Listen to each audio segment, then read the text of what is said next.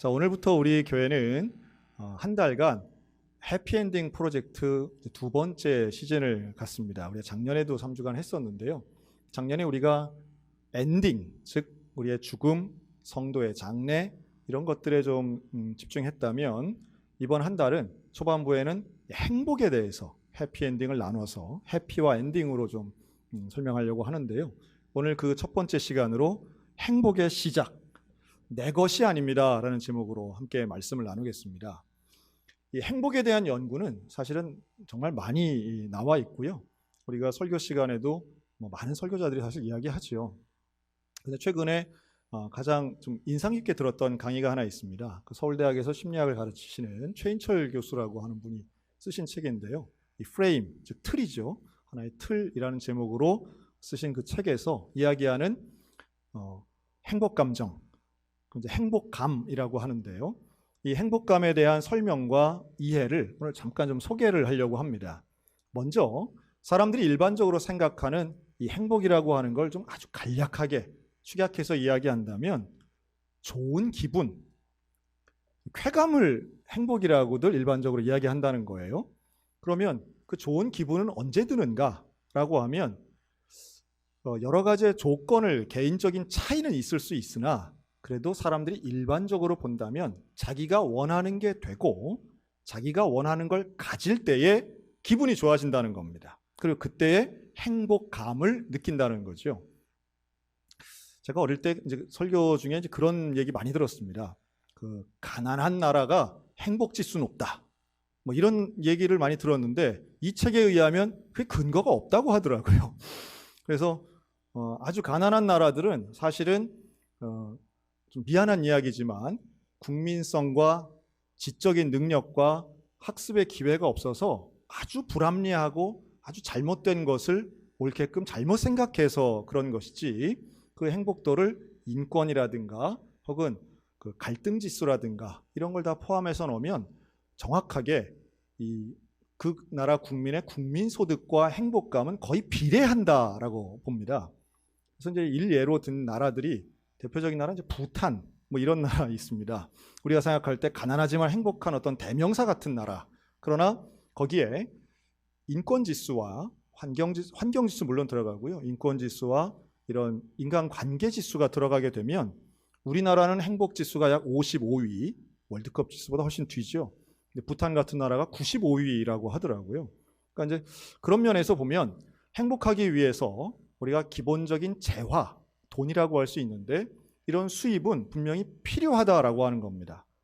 먹고 살기 힘든 극빈의 상태에서 행복감을 느낀다는 건 사실은 쉽지 않은 이야기라는 거죠. 물론 뭐 특별하신 분들, 예외적인 분들이 있을 수는 있습니다.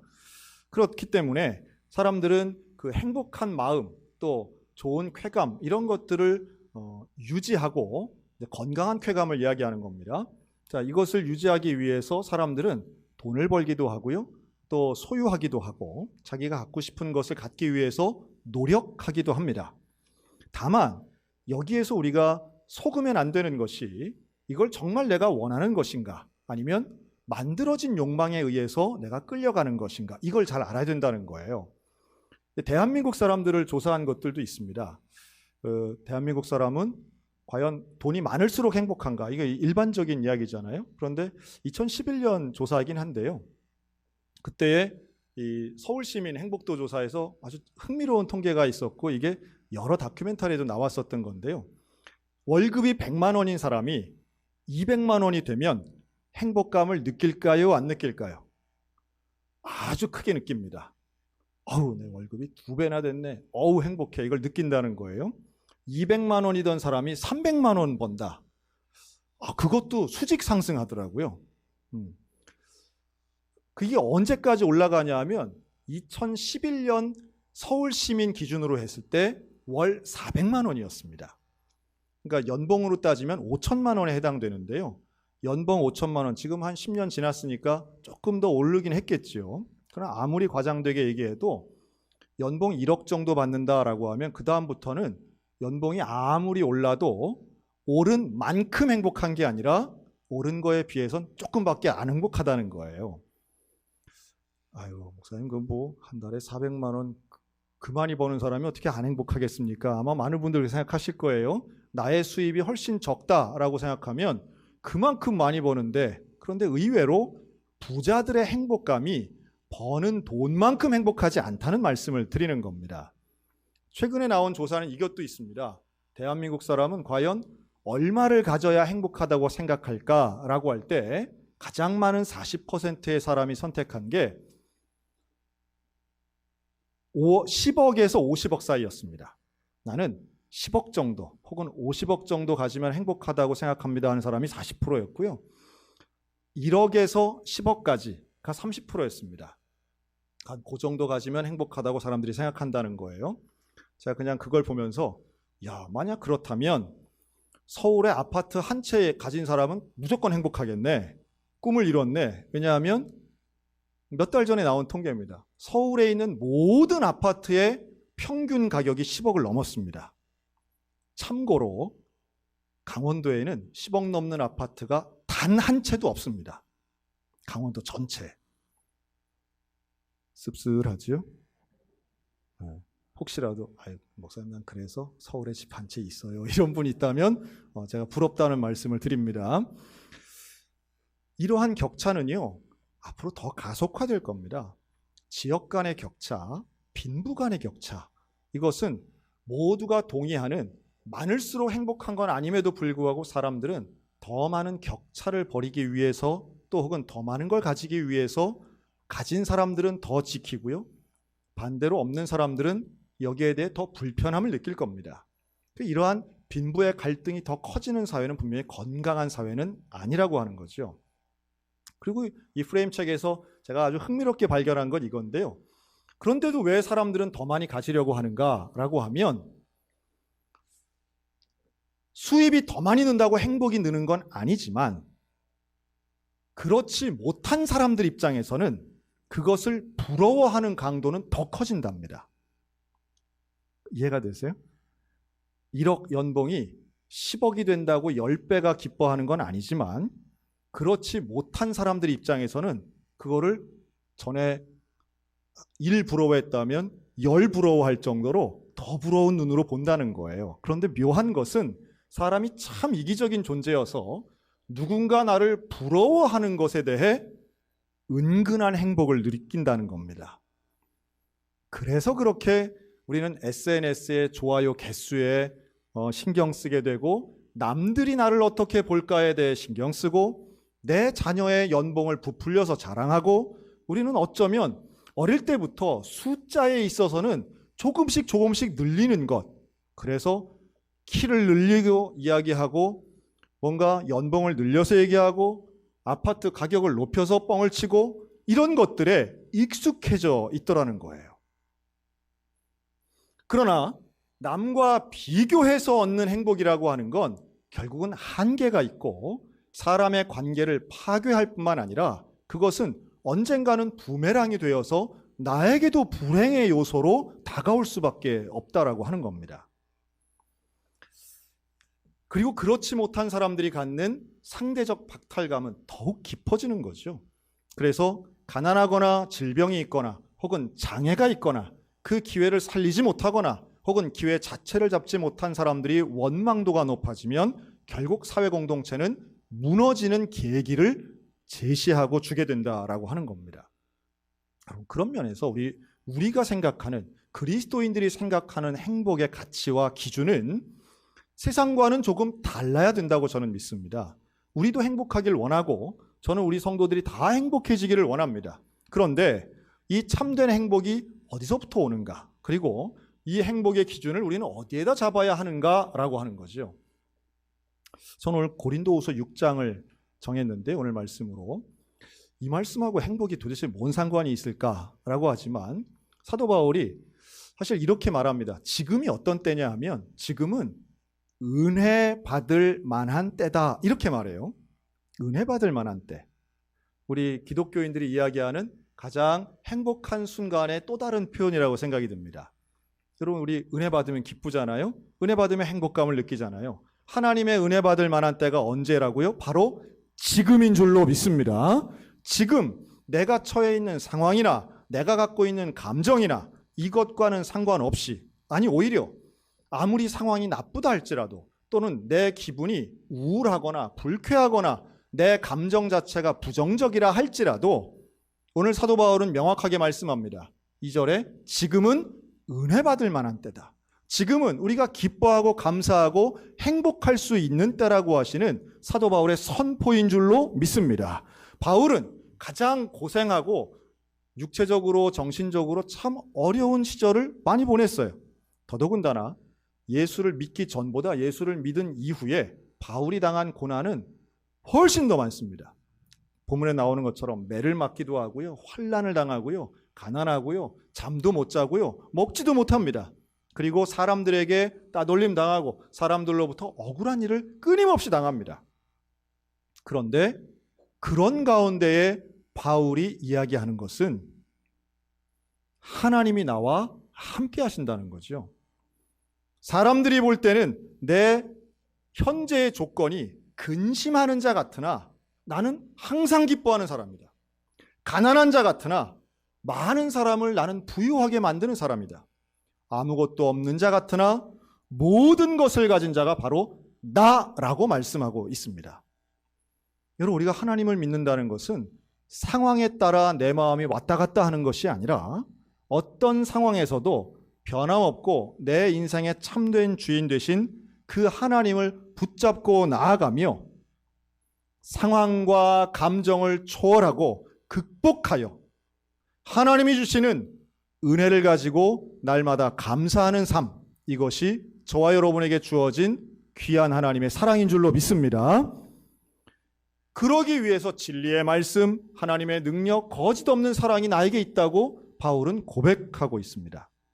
그러니까 정말로 우리가 원해야 될 것은 남보다 더 많은 수입보다도 남에게 자랑할 만한 소유보다 하나님의 말씀, 나를 향하신 그 하나님의 능력, 거짓 없는 사랑, 여러분 여기에 대해서 우리가 갈망해야만 합니다. 왜냐하면 그것이 우리를 참된 행복으로 이끌기 때문입니다. 잠깐 있다 사라지는 것에 우리가 욕망을 가지는 것이 아니라 영원한 것을 깨닫는 지혜가 있어야 되고 그것을 진리라고도 말하고 하나님의 능력이라고도 말하는 것이죠.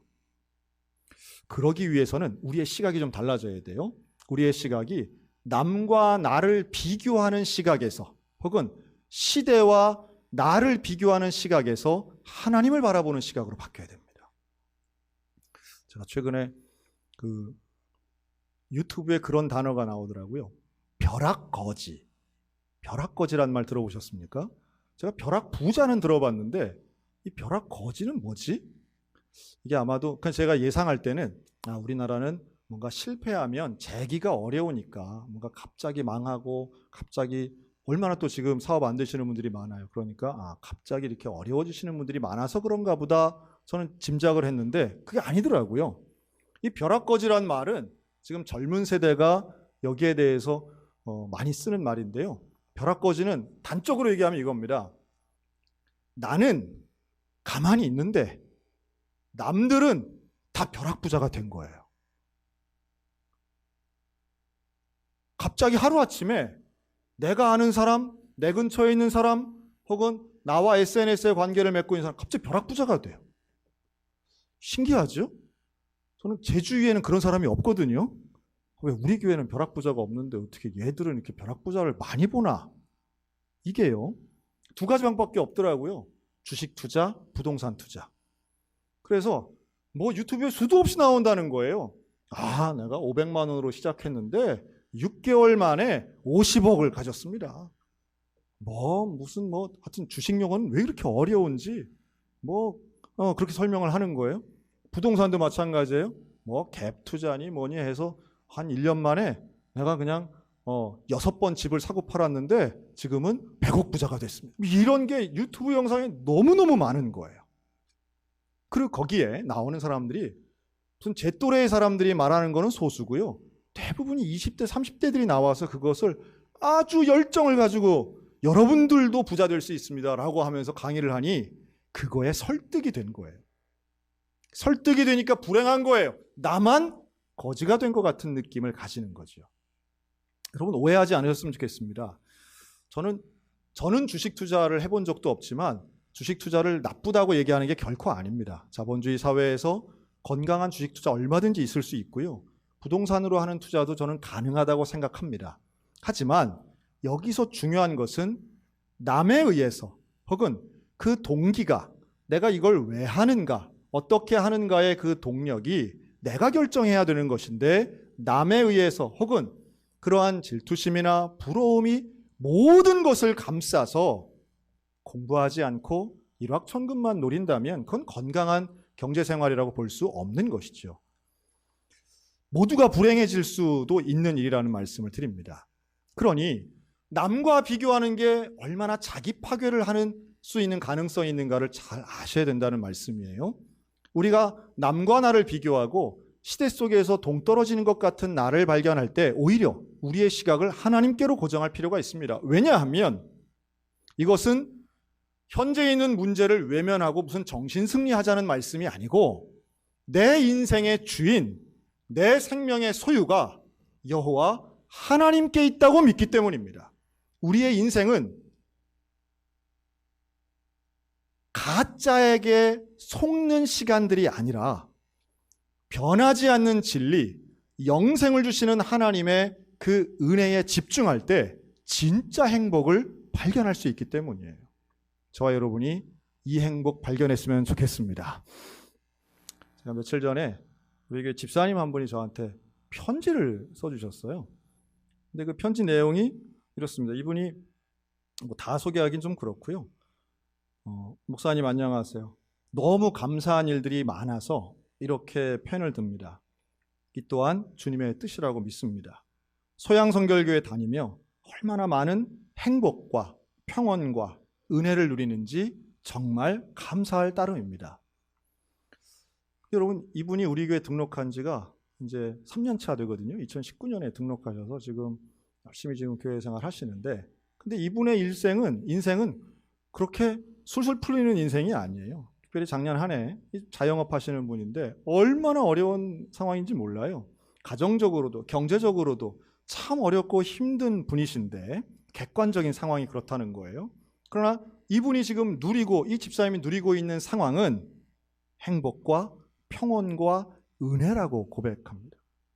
저는 이것이 가능한 일일 뿐만 아니라 우리 모두에게 주어진 하나님의 은혜인 줄로 믿습니다. 또 우리가 하나님을 믿는 가장 중요한 이유 중에 하나이기도 한 거예요. 모든 사람이 상황이 다양합니다. 사정이 다 다릅니다. 그런데 어떤 사람에게는 일주일 내내 너무도 힘들고 억울하고 속상하고 지친 하루하루 시간이지만 그때마다 고개를 들어 하나님 바라보면 하나님의 은혜와 하나님의 축복과 말씀이 내게는 새 힘이 되고, 나보다 훨씬 비싼 집에 사는 사람이 하나도 부럽지 않고, 물론 그걸 위해서 열심히 일하기도 하지만 하나님이 나와 함께 하실 때 주시는 그 평온함이야말로 세상이 줄 수 없는 것이라는 거예요.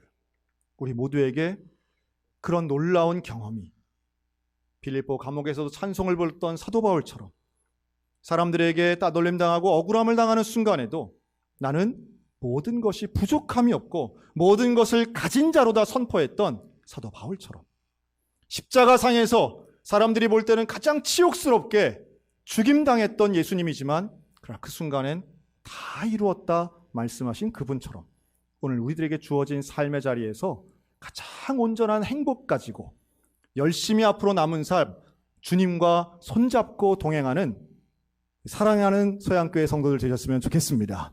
그 주님이 우리와 함께 하십니다. 주님이 우리를 일깨워 주십니다. 그리고 우리에게 이 세상이 주지 않는 하나님이 주시는 진짜 행복을 누리게 해 주실 것입니다. 이번 한 달 동안 우리 해피엔딩 프로젝트를 통해 하나님과 함께하는 삶이 무엇이고 하나님과 함께하는 마지막이 어때야 될 것이며 마지막 순간만이 아니라 마지막까지 가는 그 과정 속에 하나님과 동행하는 평생 행복, 평생 주님과 동행하는 믿음의 성도들이 다 되시기를 우리 주님의 이름으로 축원합니다.